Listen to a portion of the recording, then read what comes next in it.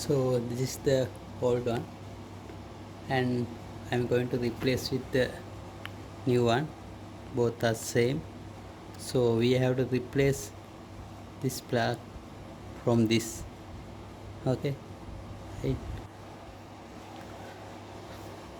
Then this is on the bottom part and there's a knob. You can turn it this. So from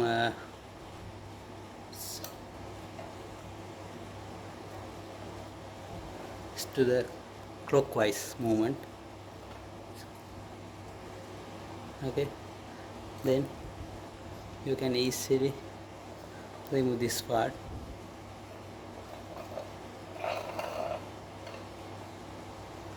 Right, so then I am going to remove this is the old one. You can see there are little bit damages in this filter, so I am going to insert the new one.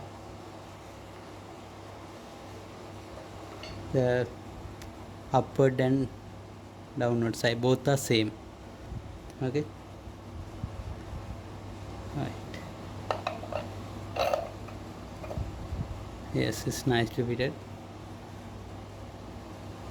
And